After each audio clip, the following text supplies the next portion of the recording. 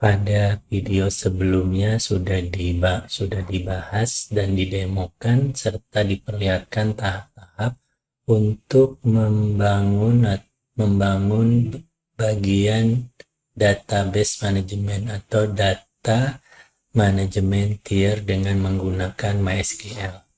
Pada video ini kita lanjutkan untuk pembangunan bagian atau tier selanjutnya, yaitu Business Logic Tier. Nah, atau biasa juga di bagian ini juga dikenal dengan istilah backend ya. Jadi kita membangun backend yang tujuannya itu nanti backend kita akan mengakses data yang ada di data manajemen tier. Nah, dengan adanya backend ini nanti dia akan menjadi gerbang untuk aplikasi-aplikasi untuk mengakses database yang ada di database server. Untuk pembangunan bagian ini kita akan menggunakan Express.js. Nah, apa itu Express.js? Kita bisa cari di Google. Nah, di sini linknya adalah expressjs.com. Nah, Express.js itu adalah framework web gitu ya, yang dibangun berbasis dengan Node.js. Nah, di sini framework ini bisa kita gunakan untuk membangun backend. Backend itu biasanya menggunakan konsep REST API. Nah, langkah selanjutnya kita akan membuat project gitu ya, membuat project. Kemudian kita di project tersebut akan kita konfigurasi agar bisa memanfaatkan framework Express.js ini. Untuk menggunakan Express.js maka sebelumnya harus dipersiapkan dulu atau diinstal Node.js. Nah, jadi pastikan komputer itu sudah terinstall Node.js. Di sini bisa dicari Node.js. Nah, di sini pilih saja versi yang direkomendasikan, yaitu 16.13.1. Atau bisa juga pakai versi yang terbaru, tapi tetap kita gunakan yang direkomendasikan saja. Nah, di sini download, kemudian lakukan instalasi. Nah, setelah melakukan instalasi, maka kita harus mengecek apakah konfigurasinya sudah benar atau tidak. Jadi di sini kita bisa, untuk memeriksanya kita bisa menggunakan bantuan dari command prompt. Nah, untuk mengetes atau mencoba apakah Node.js sudah terinstall, ketikkan saja Node. Nah, kalau misalnya ada respon seperti ini, maka artinya Node.js sudah terinstall. Kemudian pastikan lagi npm atau Node Package Manager itu juga sudah terkonfigurasi dan dapat dijalankan. npm ini adalah aplikasi yang kita gunakan untuk menginstal package dari Node.js. Jadi ketik saja npm pada command prompt. Kalau ada responnya seperti ini, maka artinya npm sudah bisa kita jalankan. Nah, selanjutnya kita akan membuat project. Nah, untuk membuat project itu kita cukup membuat folder terlebih dahulu. Jadi misalnya di sini saya menggunakan Drive D, kemudian untuk belajar saya simpan di belajar React Native. Kemudian di sini saya akan buat folder namanya backend gitu ya.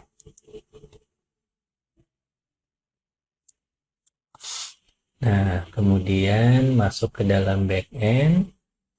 Di sini ketikkan cmd, maka secara otomatis nanti command prompt-nya itu sudah berada di folder belajar React Native /backend.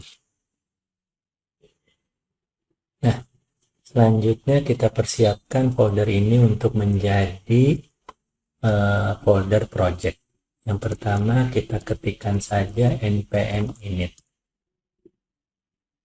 Nah, di sini ada akan ditanya beberapa hal gitu ya. Yang pertama adalah nama package-nya apa. Di sini direkomendasikan nama package-nya adalah backend.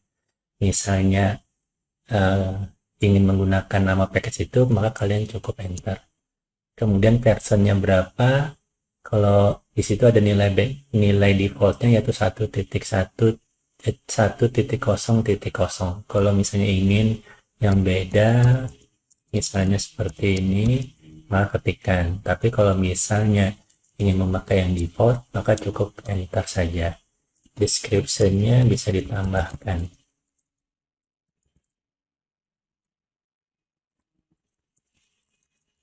Misalnya seperti itu.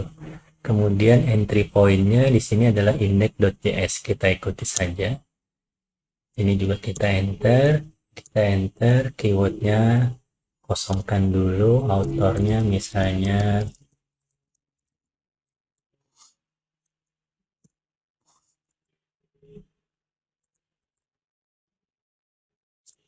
nah, selanjutnya ada reviewnya apakah sudah oke. Kalau oke, kita yes atau enter.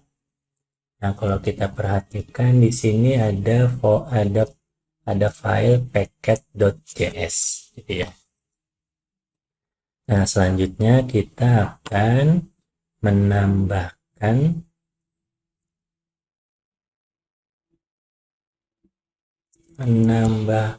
di sini modul express-nya. Jadi di sini ketikkan saja npm install express. Nah, tapi pastikan pada saat menjalankan perintah ini komputer terkoneksi ke internet karena ada proses pendownloadan atau pengunduhan package atau modul express tersebut. Nah, ini enter saja.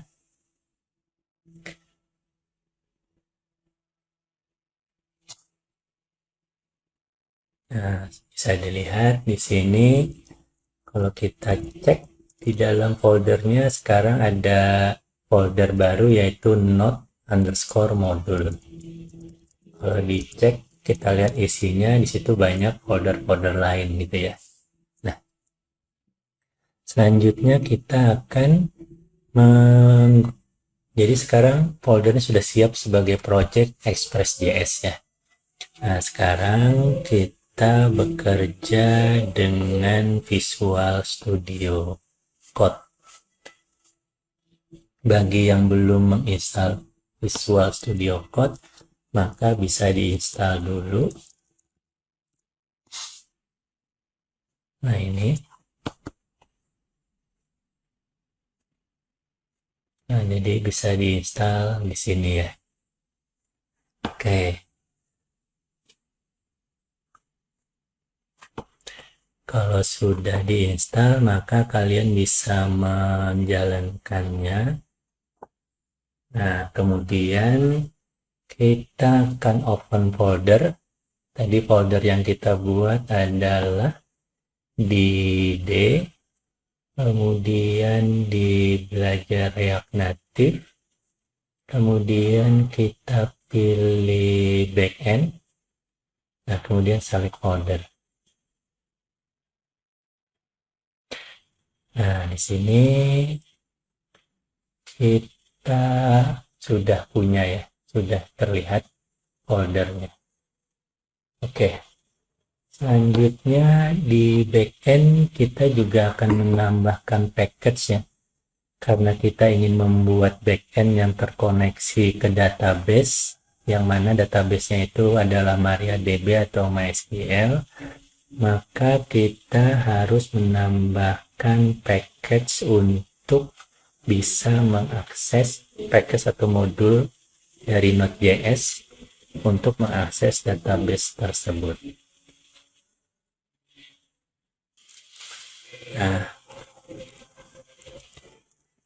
Nah, untuk menambahkan package-nya, kita bisa ketikkan npm install mysql --shape gitu ya. Ingat, ini perintah ini dijalankan di folder tempat project kita berada gitu ya, yaitu di sini kebetulan di D belajar React Native Backend. Nah, ini sebentar saja, maka dia akan melakukan download package-nya gitu ya. Nah, kalau kita perhatikan di sini, kalau kita lihat di sini nanti ada folder mysql gitu ya, ada tambahan folder baru di node modulnya.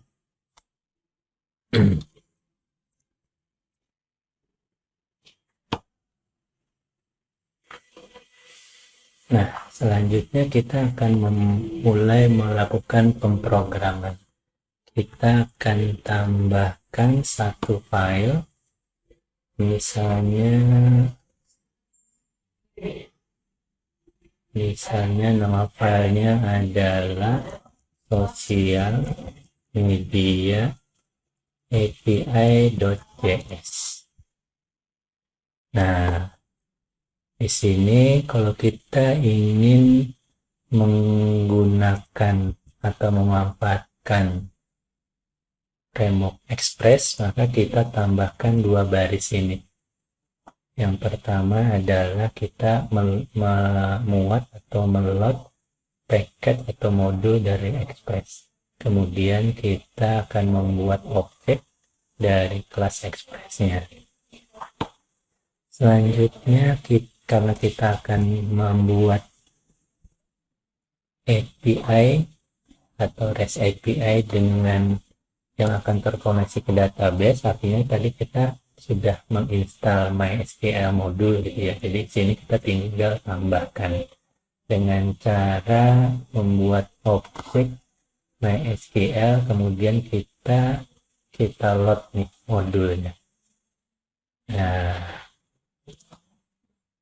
berikutnya kita akan menambahkan baris ini. Ini adalah untuk menentukan port dari backend kita. Nah, kemudian kita tambahkan dua baris ini. Dua baris ini tujuannya agar kita bisa menangani data yang dikirim dengan menggunakan HTTP method POST gitu ya. Untuk mengetahui apa itu HTTP method, maka kalian bisa menonton atau melihat video sebelumnya. Nanti link videonya akan ditambahkan pada kolom deskripsi. Nah, selanjutnya kita bisa tambahkan baris berikut. Nah, baris berikut ini adalah tujuannya untuk menjalankan service atau layanan.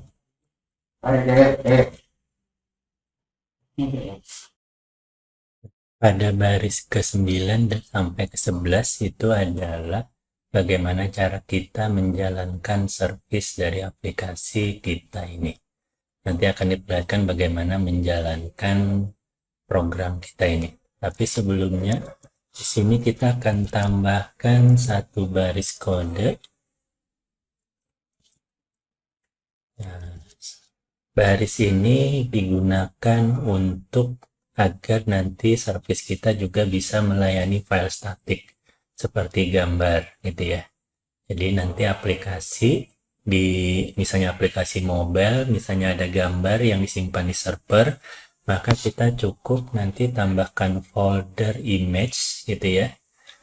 Jadi di sini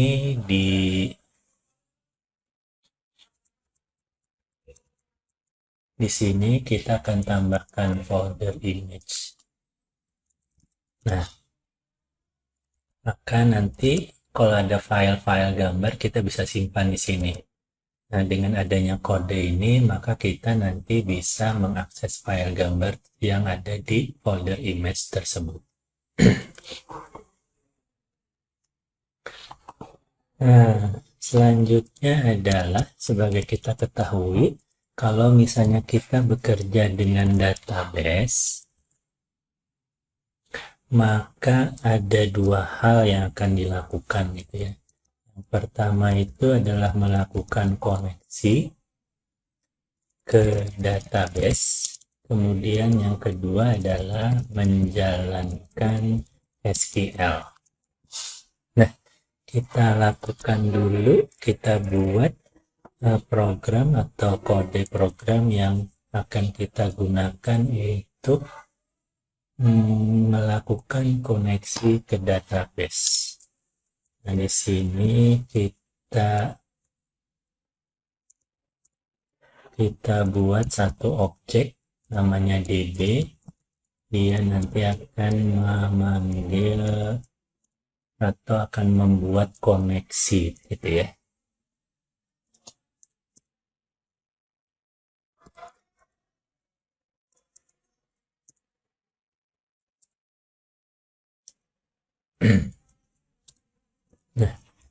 Nah, kalau kita membuat koneksi ke database, biasanya yang kita perlukan adalah host gitu ya. Host ini adalah nama servernya. Di sini kita menggunakan localhost. Ini umum ini hal pengetahuan umum yang biasanya kita harus tahu untuk pada saat kita ingin melakukan koneksi ke database. Kemudian user, di sini usernya adalah root. Kemudian passwordnya kosong. Kemudian database-nya.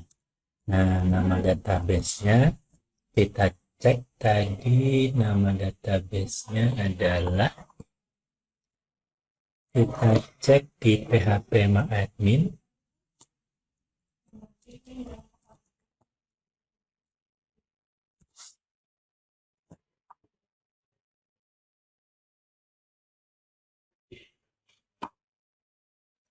Nah, di sini kita cek di php-admin, nama database yang kita buat tadi adalah media sosial, gitu ya. Jadi di sini nama database-nya adalah media_sosial. Oke, sudah. Nah, ini adalah objek untuk melakukan koneksi ke database. Nah, setelah objek koneksi dibuat, jadi koneksi sudah dilakukan, maka hal yang kedua biasanya adalah menjalankan SQL. Nah, untuk operasi database biasanya ada 4 operasi dasar. Yang pertama itu adalah create, yaitu menginsert data ke dalam tabel gitu ya.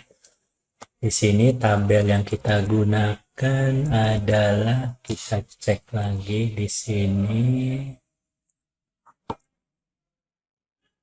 Nah, ini tabel yang kita gunakan nanti adalah tabel pos ya. Di sini datanya masih kosong. Nah, jadi ada operasi create, kemudian ada operasi retrieve. Retrieve itu adalah mengambil data dari tabel, kemudian update, yang terakhir delete. Nah, kita akan buat yang pertama dulu, yaitu untuk meng-create atau menginput data ke dalam tabel. Nah, tadi ingat tabelnya adalah pos.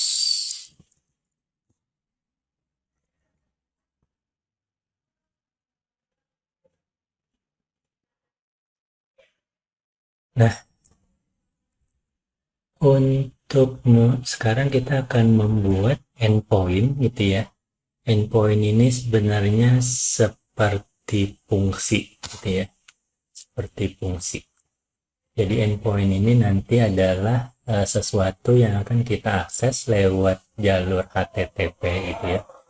Jadi kita akan membuat endpoint untuk melakukan create atau insert data ke dalam tabel POS.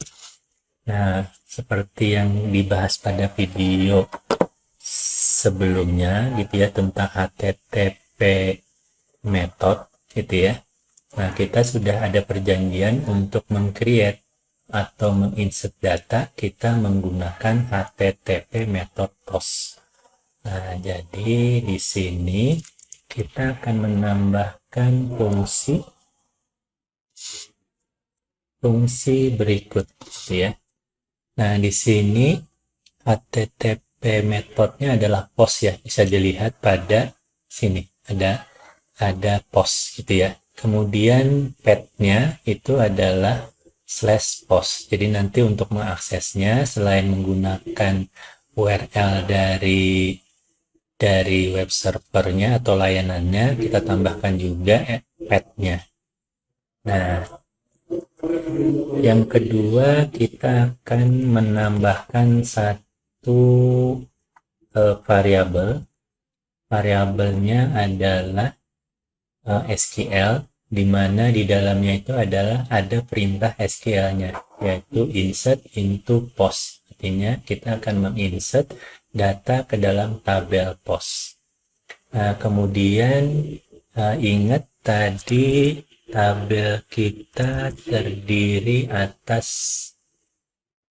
kalau kita lihat di strukturnya, tabelnya terdiri atas 4 atribut ya, post ID, post date, username, dan post. Jadi kita harus memasukkan keempat atribut tersebut.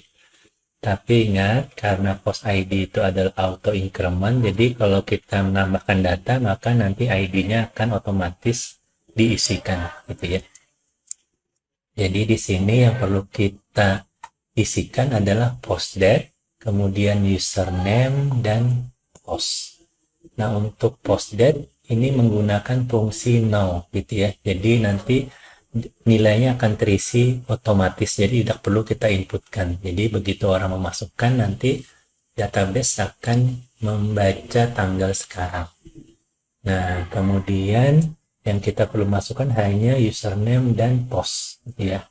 Jadi username itu adalah nama usernya, kemudian post itu adalah seperti pesan yang akan kita tulis ke post gitu ya.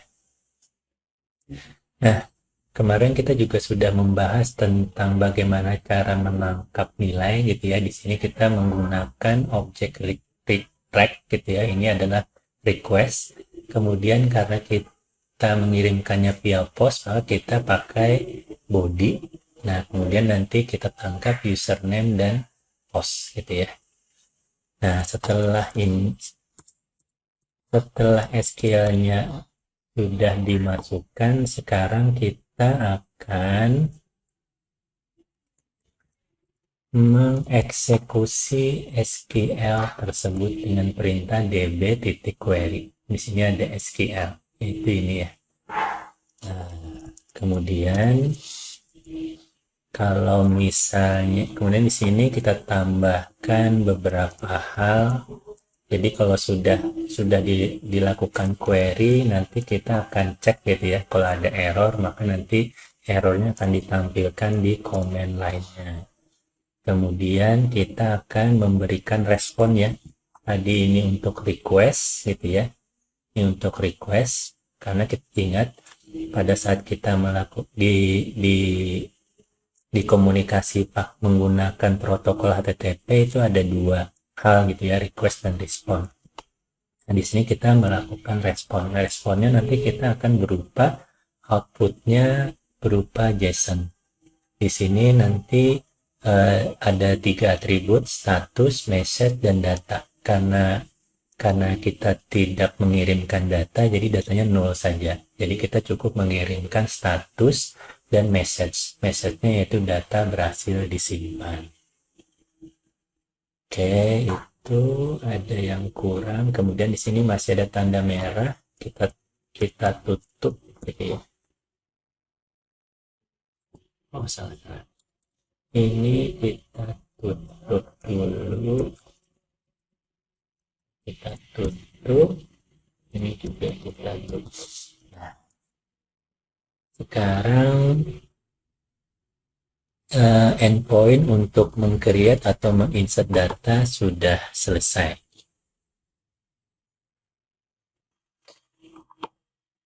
Langkah selanjutnya kita akan menguji endpoint ini gitu ya.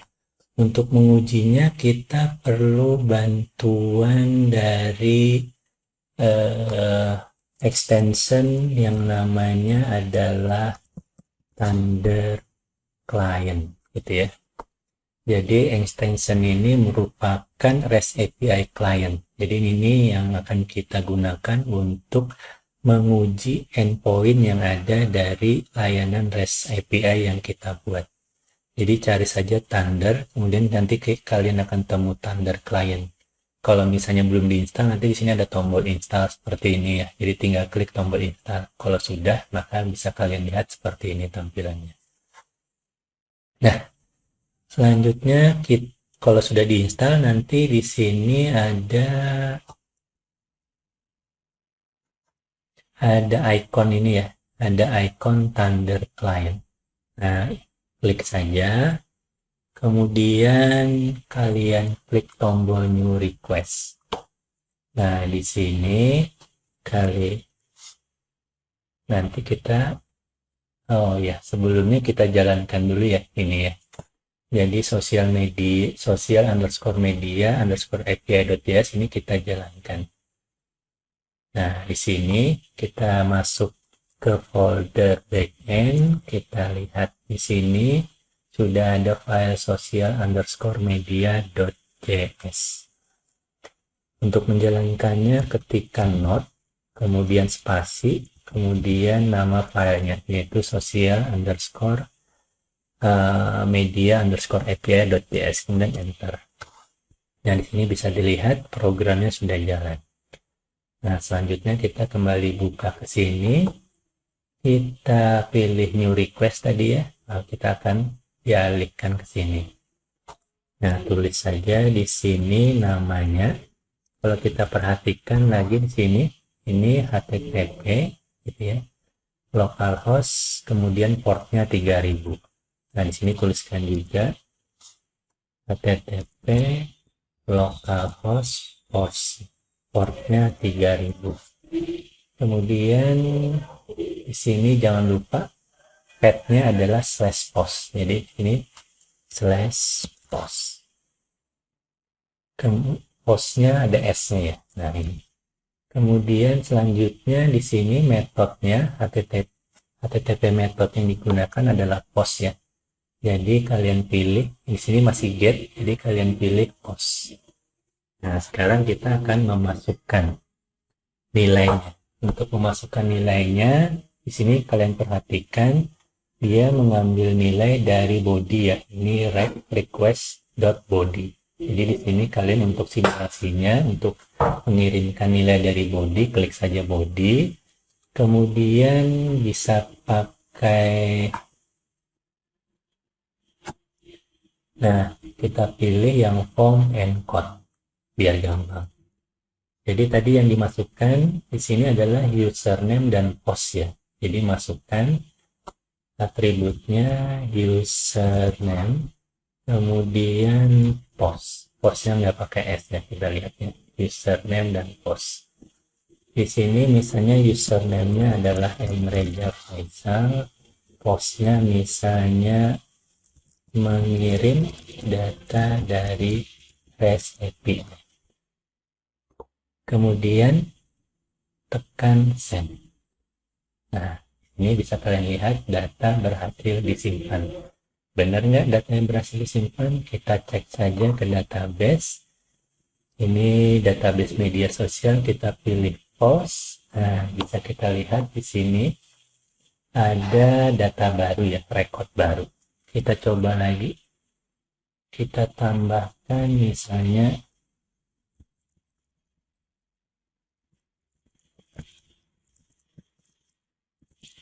misalnya seperti itu. Tambahkan kemudian klik send. Oke, kita cek lagi di sini sudah benar masuk ke database belum? Nah, sudah masuk ke database lagi ya.